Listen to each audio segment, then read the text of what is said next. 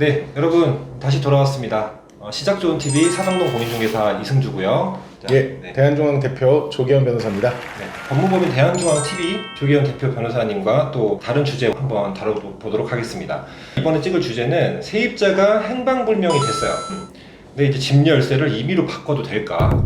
이 부분이 은근히 좀 궁금하고, 실제로 지금 제가 아는 건물주분이 행방불명된 건 아닌데 이 비슷한 경우로 지금 집행을 해야 되는 상황이 좀 있습니다. 이제 개인적인 좀 정보라서 말씀드리기가 쉽지 않은데, 집을 문을 따고 들어갈 수가 없는 상황이고, 지금 아무튼 세입자가 월세가 밀린 상황이어도 법적인 정치적인 절차를 밟아야 된다는 말을 들어가지고 지금 기다리고 있는 상황인데, 오늘 주제는 일단은 행방불명 된 거예요. 지금 이제 연락이 안 돼서 집 열쇠를 바꿔도 될까 라는 부분에 대해서 먼저 한번 설명을 좀 여쭤보도록 하겠습니다. 예, 연락이 안 된다든지 단지 네. 차임이 밀려 있다라는 네. 이유만으로 네. 함부로 문을 열쇠 수리공 등을 불러가지고 따고 들어가게 되면은 네. 주거 침입죄가 성립할 가능성이 높습니다. 주거 사안에 침입. 따라서 네. 아주 예외적으로 뭐 긴급 피난이라든지 이런 게 인정되는 경우는 있지만, 그럼 네. 뭐 안에서 뭐 물이 줄줄줄줄 새가지고 뭐 아랫집이 홍수가 났다든지 뭐 이런 아주 예외적인 경우가 아니라면은 단지 세입자가 차임을 밀리고 연락이 안 된다. 네. 그래서 임의로 임대인이 문을 따고 들어가면은 주거 네. 침입죄가 성립합니다. 그래서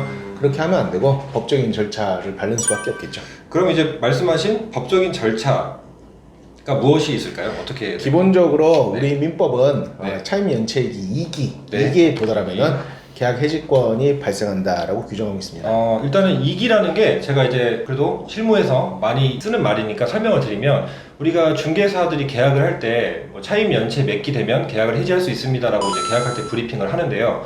여기서 말하는 이기라는 거는 첫 번째로 연속할 필요가 없고요. 예를 들면 보통 월세를 낼 때 1기를 기준이면은 월세 한 달치가 1기인 거예요.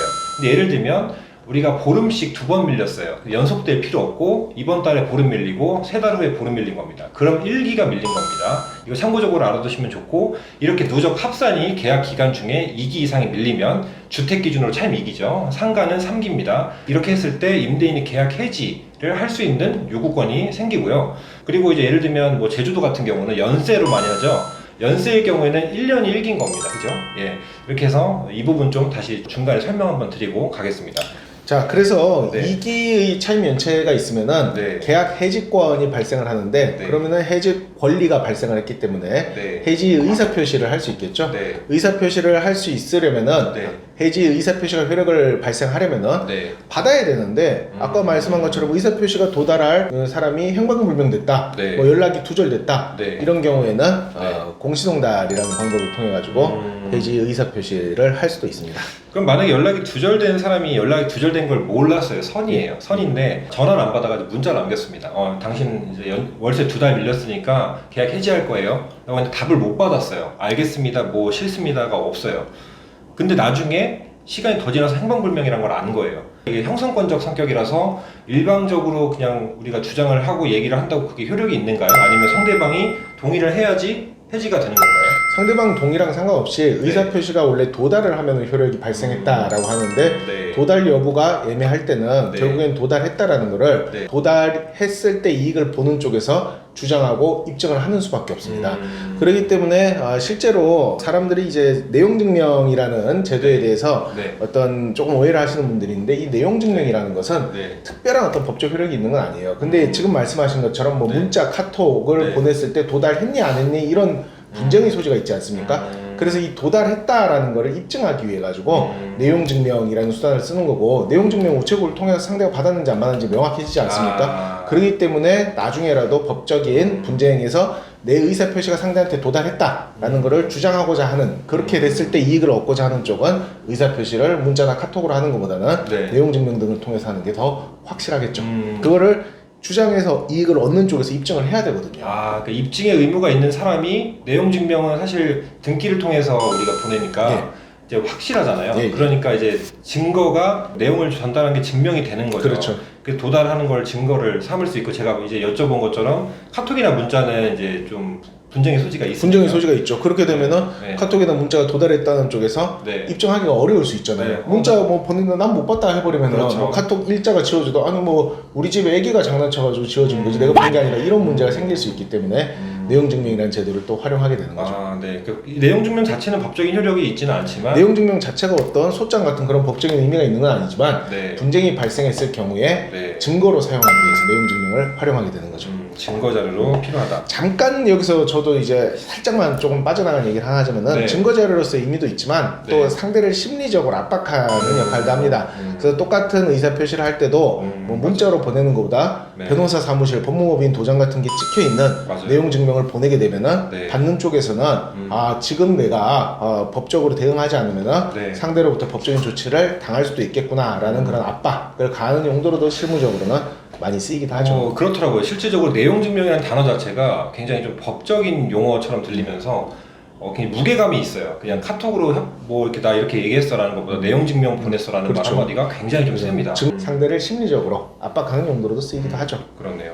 그럼 이제 한마디로 연락이 이제 안 되는 경우니까 공시송달 방법을 하는 경우도 있고, 제가 또 한 가지 또 그 알아본 거는 주민센터에 가가지고 불거주 사실 확인서를 증명서를 또 발급받는 방법이 있다는데 그것도 괜찮은가요? 불거주 사실 확인서도 주민센터에서 발급받으면은 네. 그것도 일정 부분 네. 신뢰가 확보되는 거기 때문에 법원에서도 이 사람이 지금 행방불명된 상태 혹은 연락이 두절된 상태이기 때문에 네. 상대방한테 해지의 의사표시를 정상적으로 도달시키기가 여의치가 않고 네. 그런 상황에서 해지의 의사표시를 하는 쪽이 네. 정당한 권리 행사를 했다는 쪽으로 봐줄 수 있는 거죠. 그럼 이게 주민센터에 가서 이 임차인의 불거주 사실 확인서를 임대인이 요청할 수가 있는 권한이 있나요?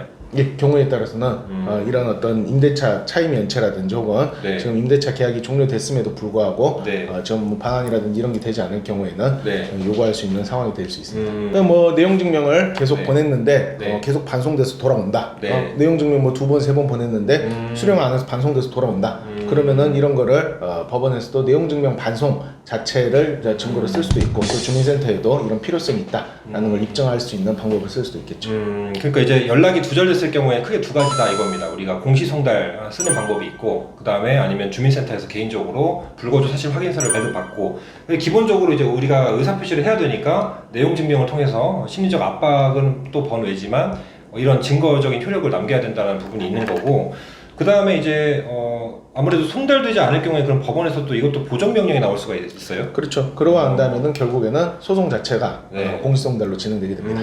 그럼 이제 공공연하게 이 세입자가 연락이 안 된다는 게 어떻게 보면 법적으로 좀 증거가 확보가 많이 됐고 입증을 받았다라는 경우니까, 그럼 이제 그 다음 경우에는 당연히 뭐 명도를 집행을 하겠네요. 하겠죠. 법원의 확정 판결이 있으니까 그렇게 되면. 그럼 확정 판결을 받고 나서 이제 그럼 그 권한이 생기니까 우리 속된 말로 집달리라고 하시나요? 그 이제 집행관분들이 오셔가지고 그 유체 동산 같은 걸 이렇게 갖고 나가잖아요. 그럼 그 갖고 나간 유체 동산들은 어떻게 처리를? 그것도 결국에는 이제 경매에 붙여서 환가해가지고 비용에 충당할 수 있게 됩니다. 그럼 혹시 이게 임대인이 뭐 우선권을 구해받고 그럴 수는 없나요? 그러니까 임차인이 밀린 월세 때문에 뭐 유체 동산을 이제 경매를 딱 나오면 내가 임대인이었고 내가 못 받은 월세가 있으니까 이걸 좀 까야겠습니다 하고서 먼저 좀 우선권을 주장한다든지 그런 거 있나요? 그런 특별한 우선권이 있는 건 아니고요. 일반 채권자 중 하나로서 배당을 받을 수 있습니다. 그럼 뭐 똑같이 그냥 금액 싸움을 해야 되는 거네요. 그 다음에 명도 소송할 때 월세 청구를 그럼 어떻게 해야 돼요? 임차인이 신원이 불상인데 지금 그럼 월세가 밀렸잖아요. 밀린 걸 받을 수 있는 방법은 없나요? 보증금에서 이제 차임에서 까는 그렇죠. 뭐 그런 용도로 있는 게 보증금이니까. 그렇기 때문에 보증금을 지나치게 적게 잡아두면은 뭐 이런 부분에 있어서 실제 나중에 손해를 발생할 수밖에 없기 때문에 애초에 보증금 용도가 그런 부분으로 잡혀 있는 거죠. 이제 그 실무를 할 때 우리 임대인분들 한 가지 좀 참고하시면 좋을 것 같은 게, 이제 변호사님 말씀하신 것처럼 보통은 실무에서는 이제 한 1년치 월세 정도 이상은 적어도 보증금으로 잡아놓는 게 좀 안전하다라고 이야기를 하고, 뭐 보통 우리가 법적으로는 차임 2기, 3기 밀리면 해지 통보를 할 수 있다고 하지만 실질적으로 그렇게 바로 해지 통보를 하면서 나가라 이렇게 하고 뭐 집행을 하고 내용 증명 보내고 이런 경우가 사실 쉽지 않아요. 사실 임대인이 정말 피도 눈물도 없지 않는 이상은 뭐 임차인이 한 번 좀 봐주세요 이렇게 하면은 좀 밀린 거 기다려주고 이런 경우가 많기 때문에 그 부분은 좀 이제 번외로 하지만, 연락이 안 될 경우에 정말 답답하기 때문에 이럴 때는 어떻게 해야 되는가가 주제였고, 정리가 좀 안 된 게 있나 볼게요. 제가 여기서 이 단어 하나가 제가 공부해온 것 중에 궐석 재판이라는 게 있더라고요. 궐석 재판을 이용해서 승소 판결을 받아서 명도를 할 수가 있다는 방법이 있는데, 지금 말 그대로 임차인이 행방불명 상태인데 임대인 입장에서는 권리를 행사하기 위해서 소송에 들어갔고 어차피 지금까지 재반 정황에 비춰봐서 임차인이 출석할 가능성이 없는 일정한 요건을 갖춘 경우에는 원고만 있고 피고는 없는 상태로 재판이 진행되게 되는 거죠. 아. 그걸 걸석 재판이라고 합니다. 아, 그 원고 피고 중에 한 명이 부재인 거를 걸석이라고 하나요? 그렇죠. 아니면? 한 명이 부재인 걸 걸석이라고 하는데 기본적으로 원고가 계속 출석하지 않으면 소송이 유지될 수 없습니다. 아. 원고는 소송을 거는 쪽이니까요. 아. 하지만 피고는 다르죠. 이런 경우가 이제 피고가 없는 빈자리, 아. 걸석인 상태로 재판이 진행되고 결국에는 원고가 승소, 확정 판결을 받아낼 수 있게 되는 거죠. 와, 그 제가 이 영상을 찍고 있는 와중이지만 진짜 공부가 많이 됐어요. 예. 네. 저는 알려드릴 수 있는 게 너무 적은데 우리 구독자 여러분들께서 되게 유익한 도움이 많이 되실 것 같습니다.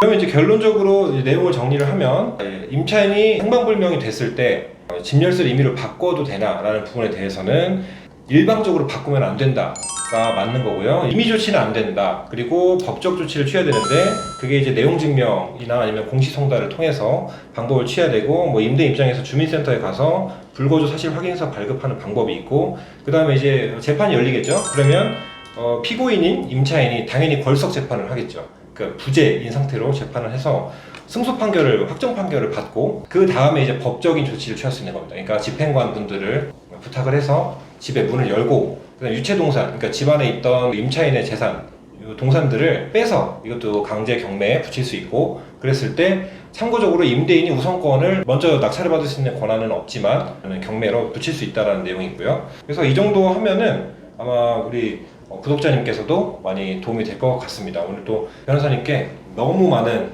좋은 정보들을 얻고 저도 몰랐던 내용들을 많이 알 수 있게 돼서 너무 기쁜 촬영이었고요. 우리가 또 제가 오늘 촬영 전에 말씀 한번 나눴지만 저도 지금 라이브 방송을 조금 생각해보고 있기 때문에 나중에 한번 또 우리 변호사님이 어떻게 또 변호사님이 되셨는지 뭐 이런 것들이나 아니면 라이브 방송 통해서 또 궁금한 생활 법률 같은 게 있으시면 한번 나눠보는 시간도 가져볼 수 있도록 하겠습니다. 네, 오늘 긴 시간이었는데 우리 변호사님 도움 주셔서 감사하고요. 네, 구독자 여러분들 시청해주셔서 감사합니다. 네, 인사 한번 감사합니다. 네, 조기현 변호사였습니다. 네, 감사합니다.